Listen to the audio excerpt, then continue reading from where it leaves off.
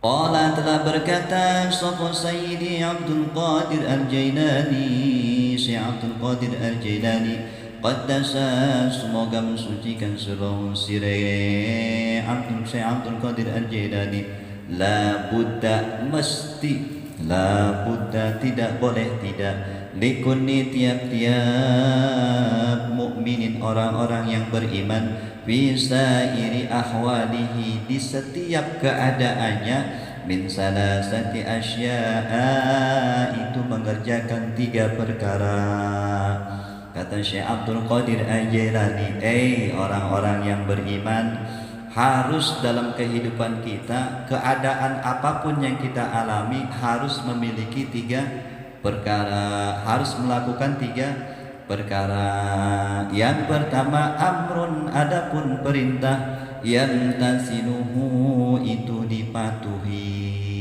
Kalau ada perintah dari Allah dan Rasulullah maka kita harus mematuhinya.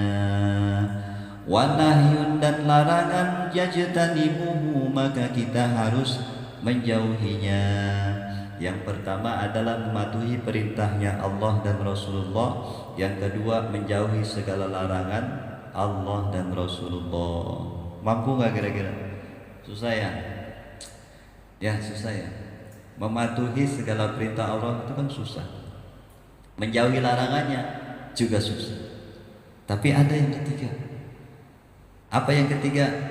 Wa qadarun yarda, wa qadarun, dan terhadap takdir yarda, engkau ridho labihi dengan takdirnya Allah. Ya. Jadi yang ketiga apa? Ridho dengan takdirnya Allah. Paling gampang mana? Mau milih yang mana? Menerima takdirnya Allah. Kalau menjalankan perintah Allah kan berat ya. Meninggalkan larangannya juga berat. Tapi ada satu, kata Syekh Abdul Qadir Al-Jailani, yaitu ridho akan takdirnya Allah. Fa'aqallu, maka paling sekurang-kurangnya, halati, di setiap keadaan, al-mu'min, orang yang mukmin, la yakhlu, jangan pernah kosong pihak di dalam pihak atas perkara yang 3. Jadi setiap keadaan apapun kita tidak boleh kosong dari perkara yang 3. Min ahadi, dari salah satunya, ada keringanan.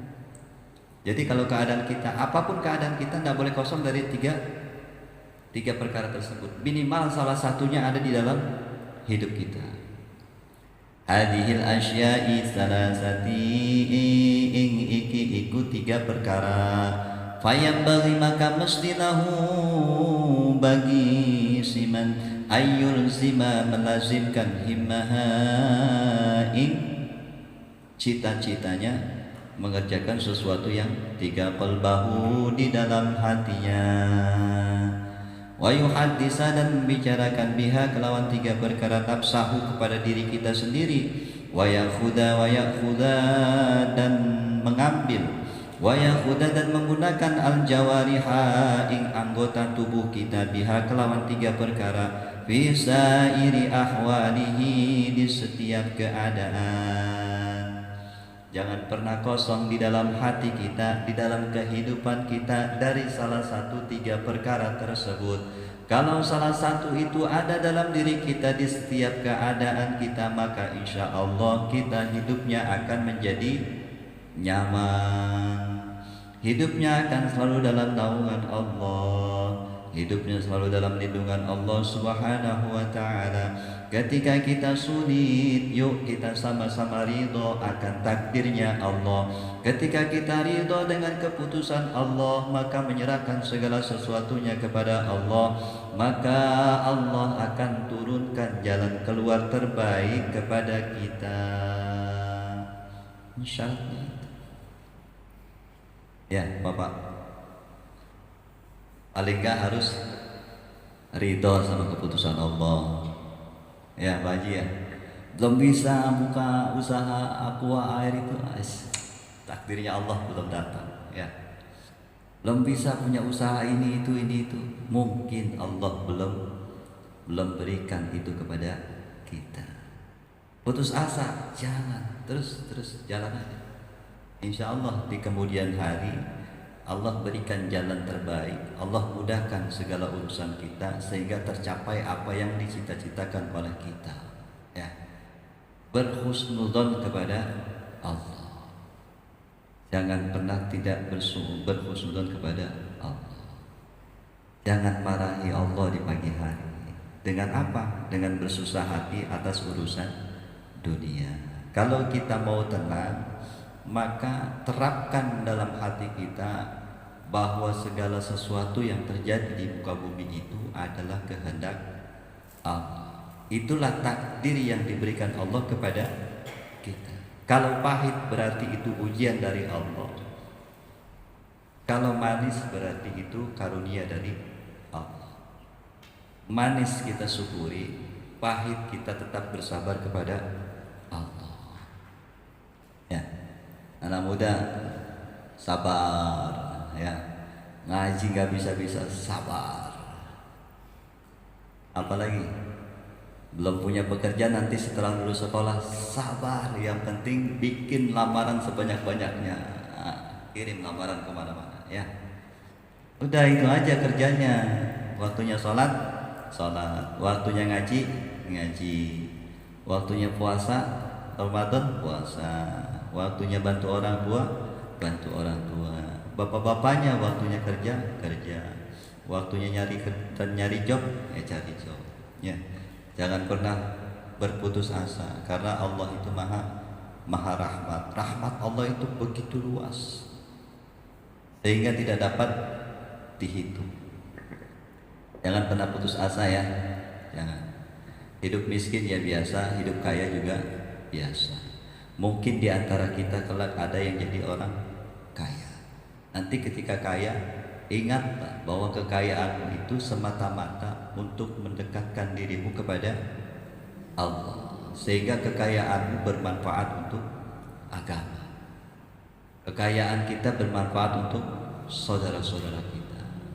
Jadikan kekayaan kita itu kekayaan yang bermanfaat buat orang lain, bukan buat diri sendiri.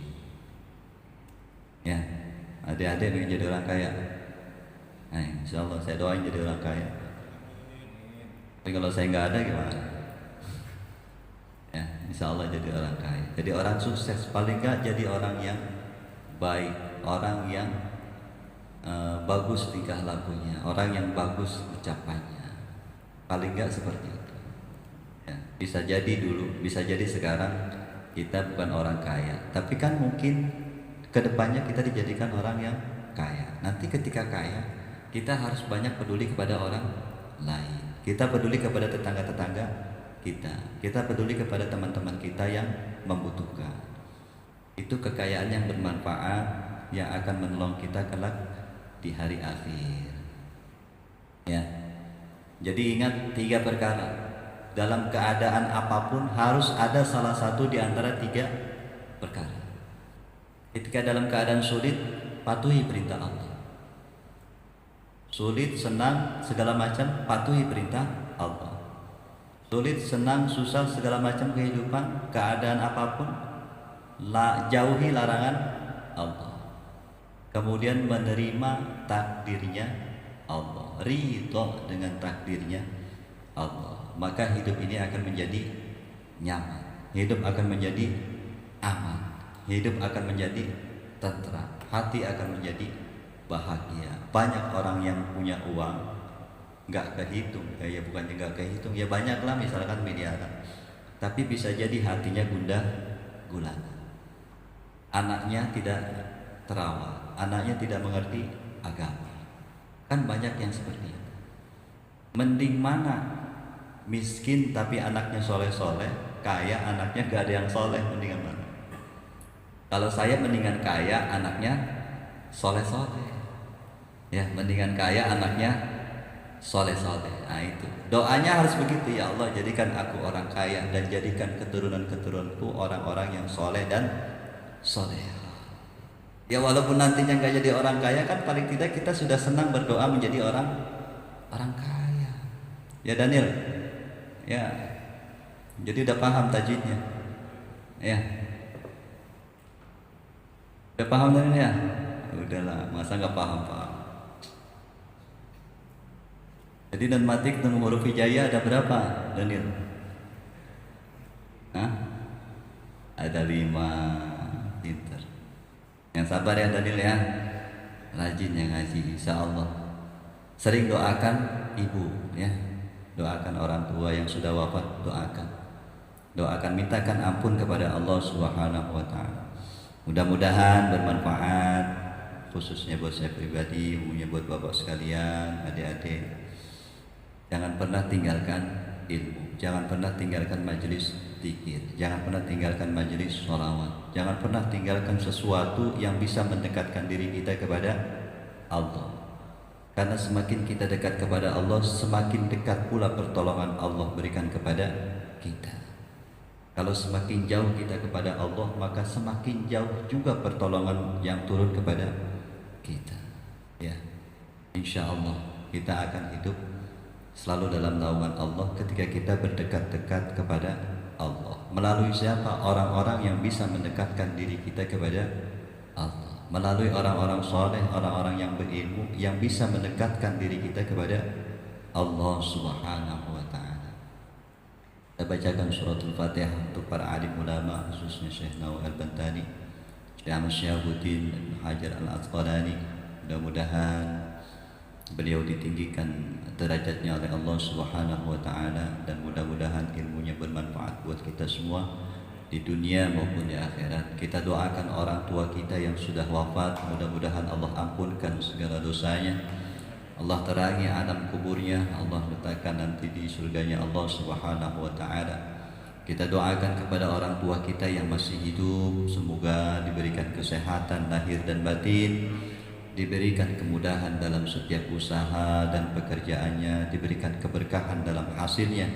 Kita doakan kepada anak cucu kita kelak dijadikan anak-anak yang saleh, salihah, anak-anak yang berbakti kepada guru-gurunya, kepada orang tuanya, dan kepada para alim ulama, khusus untuk mencintai negara kita Indonesia.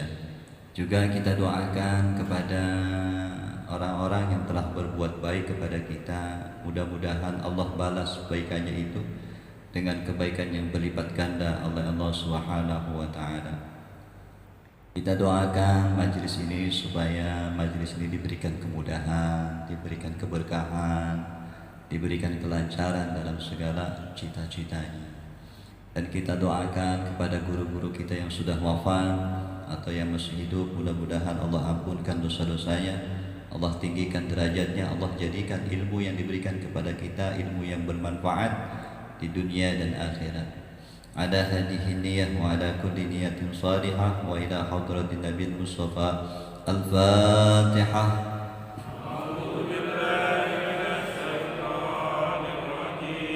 Bismillahirrahmanirrahim. Alhamdulillahi rabbil alamin. Ar-Rahmanir Rahim. Maliki yaumiddin. Iyyaka na'budu wa iyyaka nasta'in. Ihdinas siratal mustaqim. Siratal ladzina an'amta 'alaihim ghairil maghdubi 'alaihim waladdallin.